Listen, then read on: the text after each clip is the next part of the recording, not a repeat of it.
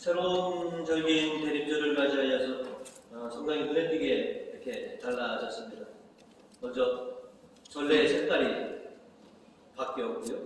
그 다음에 대림다발이 있고, 그 다음에 대림초를 저희가 밝혀두었습니다.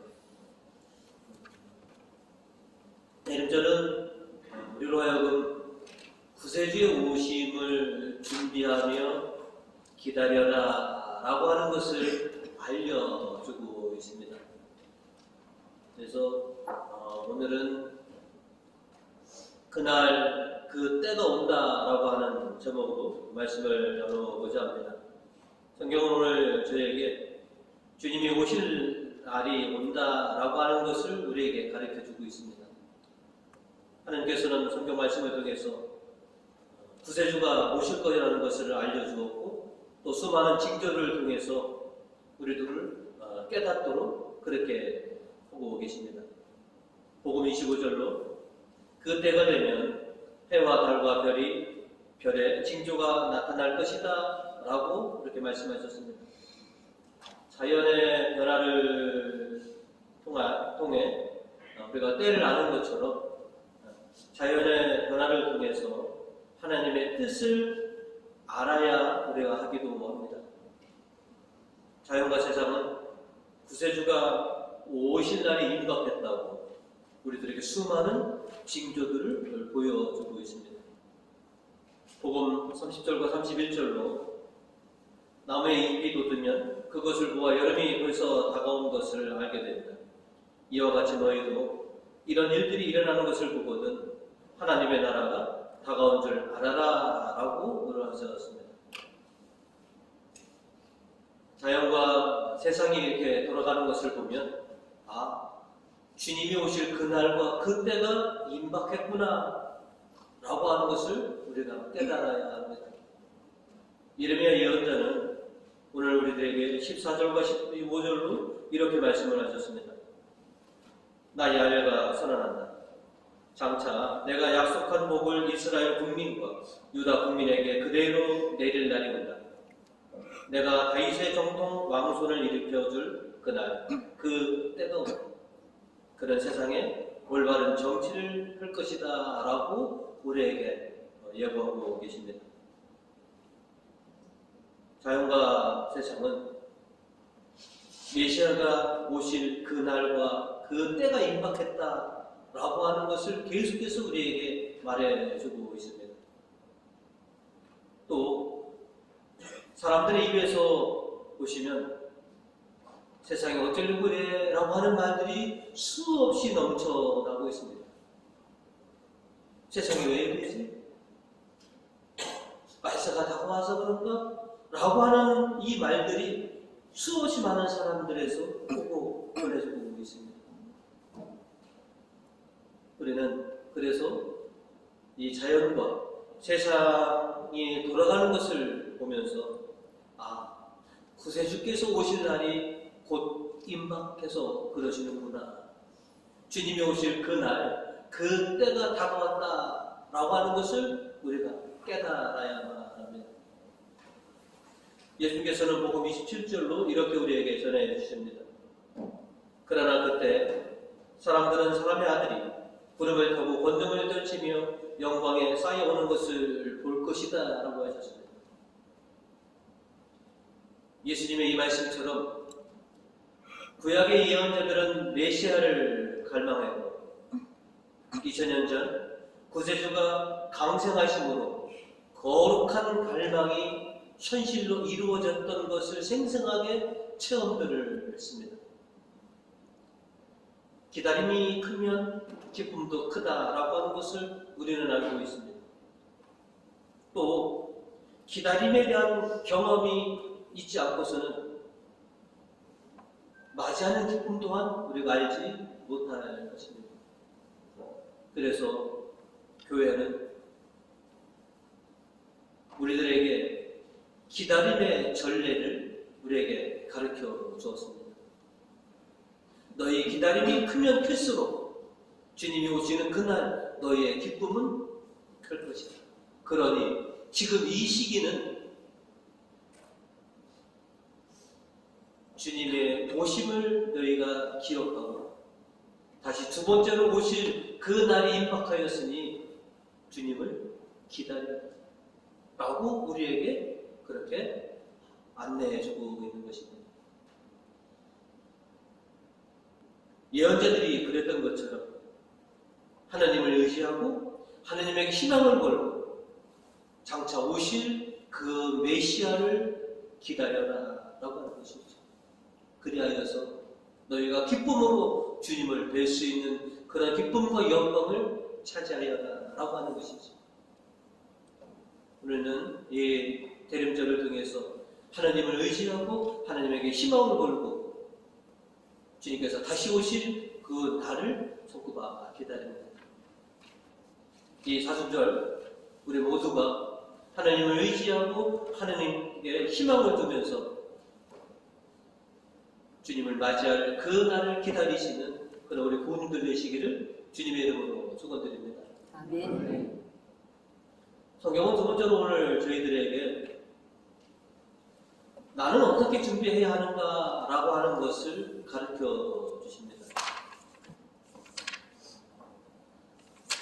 우리가 이미 알고 있는 것처럼 대림절기는 기다림의 절기입니다.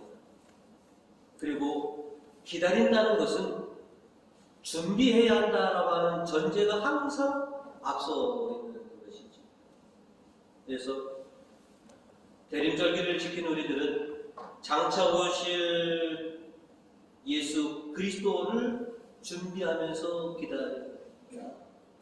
대림절기는 우리에게 두 가지를 알려줍니다. 네가 장차 기다리시는 그분을 너는 알고 기다리느냐 하는 것이죠. 그래서 우리가 지난주에 우리가 기다리시는 분은 만왕의 왕이신 예수님입니다 라고 그래서 지난주를 그리스도 왕 축일로 저희가 지난 겁니다. 우리가 기다리는 분이 누구냐? 이걸 알고 기다리라고 하는 것이. 두 번째로는 그분이 오셨을 때 어떻게 영접할 것이냐라고 하는 것. 우리도 수많은 행사들과 잔치들을 치러봤습니다. 손님을 초대했으면 응당 맞이할 준비를 하고 우리가 맞이합니다. 그냥 불러만 놓고 아무런 준비를 하지 않았다면 그 또한 우리 결례입니다. 만왕의 왕이 이제 곧 오실 텐데 주님이 오시면 내가 주님을 어떻게 맞이할까? 주님을 어떻게 대할까라고 하는 생각과 준비가 우리가 갖춰져 있어야 된다라고 하는 것이죠. 오늘 성경은 우리가 어떻게 준비해야 하는지에 대해서 가르쳐 주십니다. 먼저 복음 28절로 주님은 이렇게 얘기했습니다. 이런 일들이 일어나기 시작하거든 몸을 일으켜 머리를 들어라. 너희가 구원받을 때가 가까이 온 것이다. 몸을 일으켜 머리를 들어라 라고 하신 것은 이제 너희가 예수님을 향해 마음을 쏟아야 한다. 그리고 예수님께서 너에게 가르쳐준 그 가르침을 너희가 실천하려고 지금 노력해야 한다라고 하는 것이죠.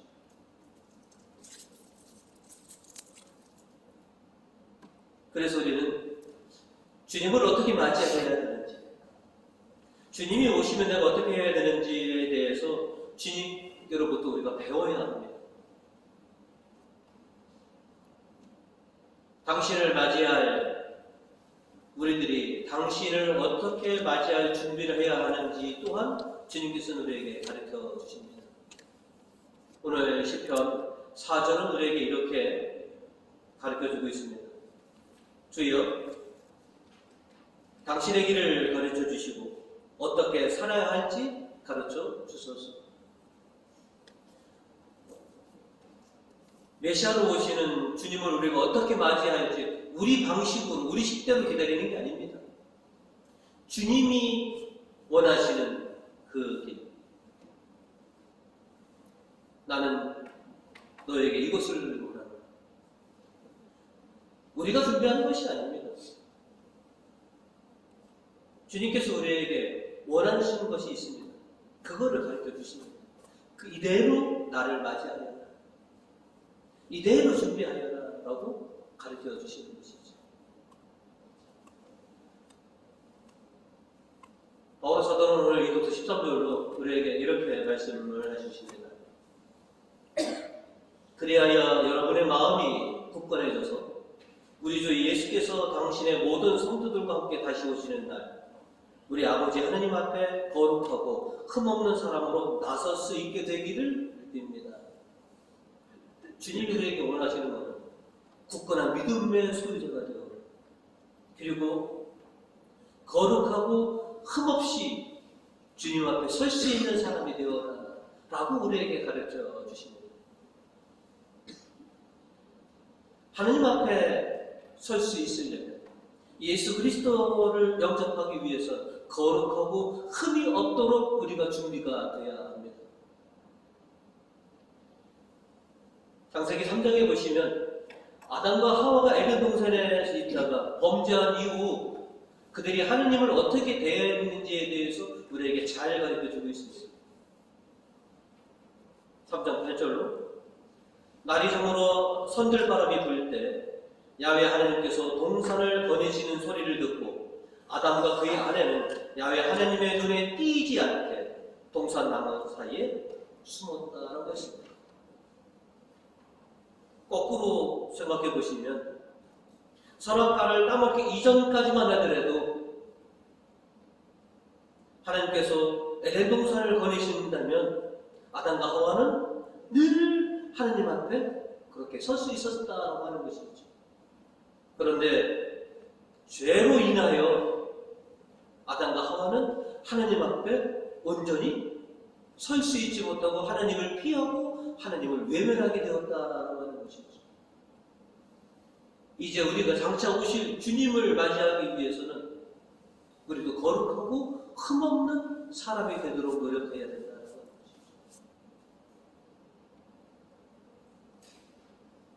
저희도 어렸을 적이 있었습니다.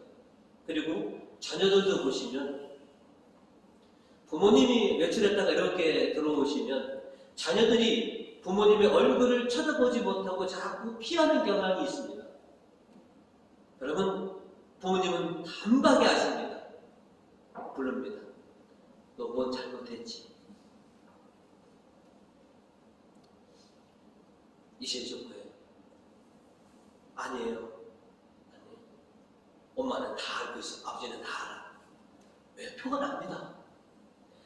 아무런 잘못이 없을 때는 부모님이 딱 귀가하시면 뭐예요? 그냥 앞에서 이렇게 반겼는데 뭔 잘못을 하게 되면 오셔도 반기지 않습니다.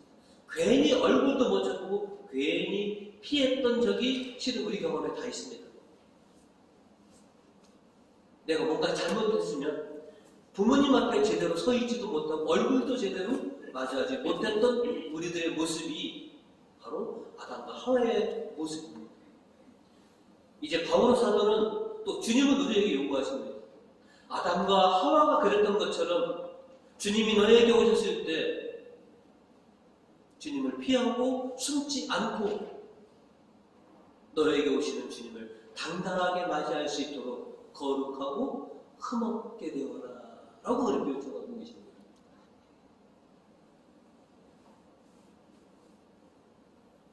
그래서 우리는 항상 굳건한 믿음을 가지고 거룩하고 흠없는 그런 삶을 통해서 우리에게 오시는 주님을 기쁨으로 그렇게 영접할 수 있도록 그렇게 우리가 준비해야 하는 것이죠.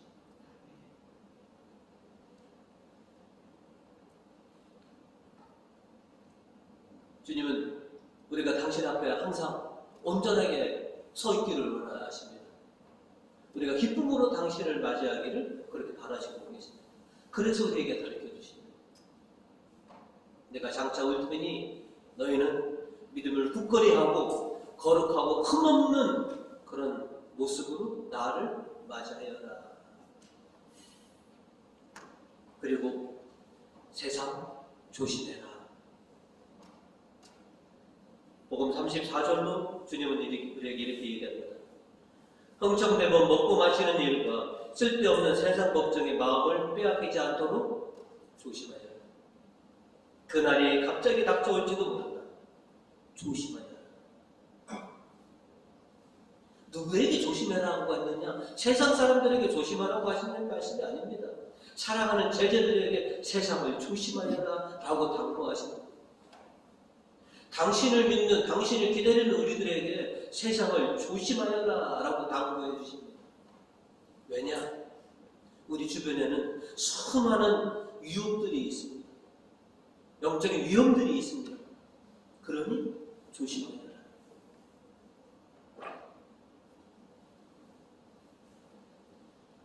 노아가 홍수 이전에는 정말로 하느님이 인정하는 그런 의롭고 거룩한 사람이었습니다. 그래서 하느님께서 그를 택하셨습니다. 그러나 노아 홍수 이후에 노아가 만취하여서 하느님께 욕된 일을 했습니다. 그렇게 의롭고 경건했던 노아가 그만 실족하는 경우가 있었습니다.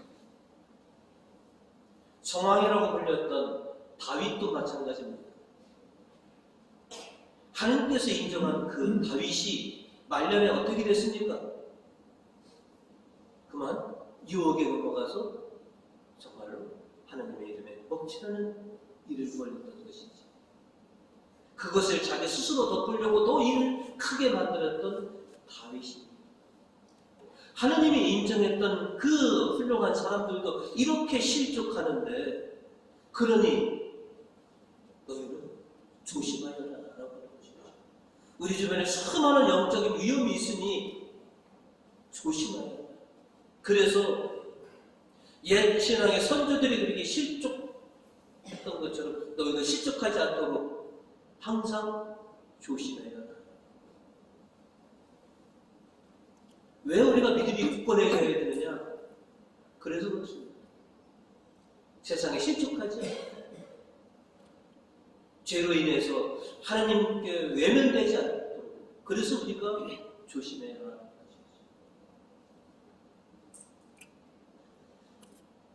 그리고 주님은 우리에게 이어서 깨어 기도하라 라고 당부하고 계십니다. 오늘 복음 36절로 그러므로 너희는 앞으로 닥쳐올 이 모든 일을 위하여 사람의 아들 앞에 설 수 있도록 늘 깨어 기도하여라 라고 당부하고 하십니다.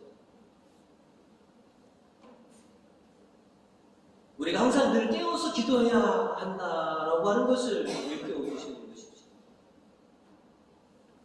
늘 깨어 있다라고 하는 것은 항상 준비한 상태로 있어야 된다라고 하는 것이죠.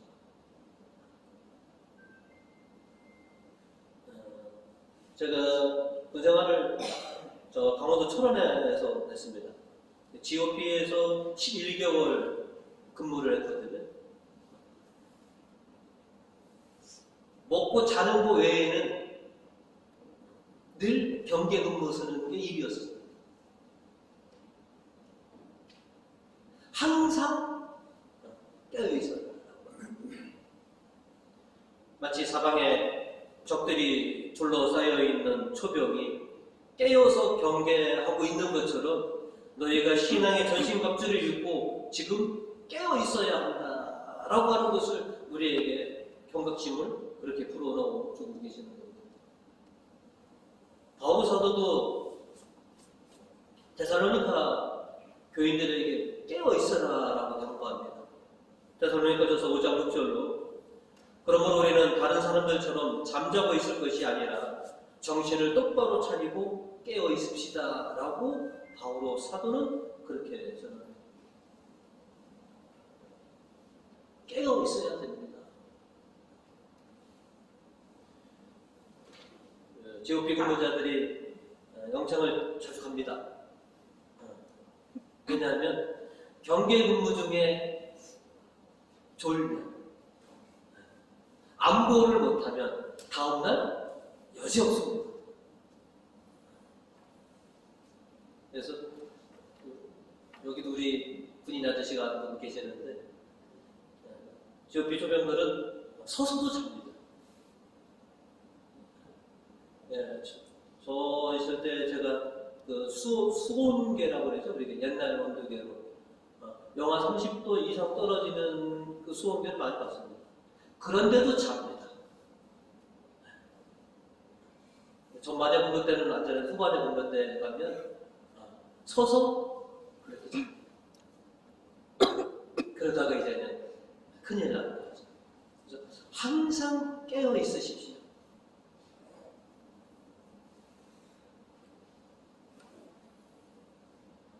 그리고 우리가 주님을 만날 그 희망으로 우리가 그런 기대함을 갖고 우리가 준비하고 있어야 된다라고 하는 것이죠. 바울 사도가 11절로 이렇게 얘기하십니다. 하나님 우리 아버지와 우리 주 예수께서 친히 우리의 길을 잘 열어 우리가 여러분에게 갈 수 있게 되기를 빕니다. 데살로니가 교인들에게 성부 하나님과 예수 그리스도께서 자신들의 길을 열어주어서 부디 자신들이 교인들을 다시 만날 수 있게 되기를 그렇게 우리는 기도하고 있습니다. 우리의 똑같은 심정입니다. 오시는 주님을 우리가 만나기 위해서 하나님께서 우리의 길을 열어주셔야 합니다. 오늘도 이 주의를 지킬 수 있도록 주님께서 우리에게 길을 열어주셔서 당신을 만날 수 있게 해주신 것처럼 항상 우리가 주님을 만나뵐 수 있도록 그렇게 우리를 좀 도와주십시오. 우리의 길을 열어주셔서 항상 당신과 함께 할 수 있게 해주십시오. 라고 우리가 깨어서 기도해야 한다는 것이죠. 마음 내키면 갈 수 있는 성당이 아닙니다. 내가 마음 먹으면 갈 수 있다라고 하는 것이 아닙니다. 당신을 만날 수 있도록, 당신을 맞이할 수 있도록 주님께서 우리를 도와주셔서 우리의 길을 열어주셔야지만이 우리가 주님을 뵐 수 있습니다. 오늘도 수많은 사돈의 팔촌들의 접근을 여러분에게서 막아주셨는지도 모릅니다. 옛날 분들이 그랬거든요. 내가 큰 맘 먹고 주님을 뵈러 주의를 시키러 가랬더니 생전 안 오시는 사돈에게서 온다고 연락이 와서 내가 오늘도 또 주의를 못 지키는구나. 그리고 사랑하는 가족들이 왜 주일마다 이렇게 와서 내가 교회만 갈라치면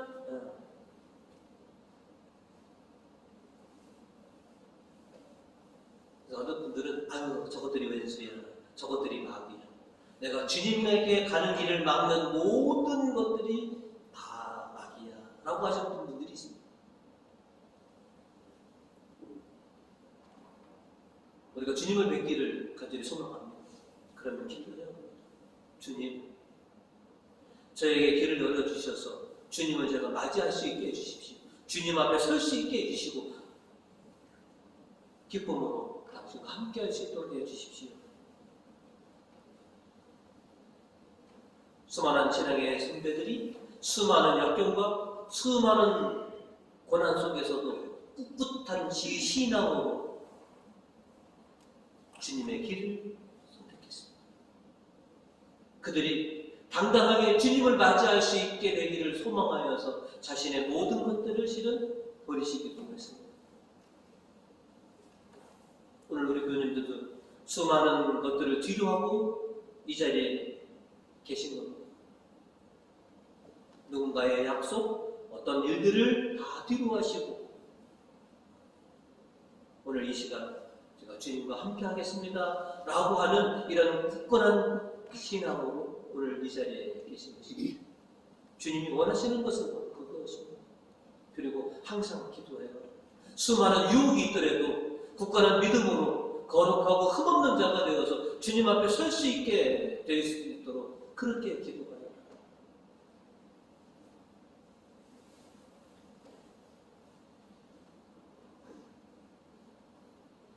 저도 제가 무엇이 부족한지를 잘 압니다. 여러분들도 여러분이 무엇이 부족한지 누구보다도 자신들이 잘 압니다. 바울 사도는 오늘 10절로 우리에게 이렇게 얘기하십니다. 우리는 여러분을 다시 만나 여러분의 믿음에 부족한 것을 채워줄 수 있게 되기를 밤낮으로 간절히 기도하고 있습니다. 첫 정을 주었던 교인들이 데살로니가 교인, 처음 교회를 세웠다. 그래서 그들의 부족함을 다시 만나서 채워주기를 그렇게 소망합니다라고 바오로 사도가 그렇게 기도하는 것이죠. 주님도 우리가 무엇이 부족한지 아십니까? 이 부족함을 좀 채워서 주님이 다시 오실 때 기쁨으로 맞이할 수 있도록 거룩하고 흠없는 사람들이 되고 싶습니다. 그렇게 주님을 영접하고 싶은 마음이 있는 것이죠. 그러려면 주님께서 가르쳐 주신 대로 해라. 주님께서 바라시는 대로 그대로 해라. 그러면 당신이 장차 오실 때 기쁨으로 주님을 맞이하게 될 것이다 라고 하는 것을 오늘 가르쳐 주십니다. 그래서 대림절기가 한 주로 끝나는 게 아니죠. 한 주 우리가 주님을 기다릴 때마다 조금 더 거룩해지고 조금 더 흠이 없는 그런 주님의 사랑하는 제자들, 하나님의 자녀들로 그렇게 주님을 뵙기를 소망하는 것, 그렇게 준비하는 것, 그것이 대림을 맞이하는 우리들의 자세인 것이죠. 내가 오시는 주님을 어떻게 영접할까? 주님을 어떻게 내가 기쁨으로 맞이할까? 를 생각하면서 이 대림을 잘 준비하시는 우리 부모님들 되시기를 주님의 이름으로 축원드립니다.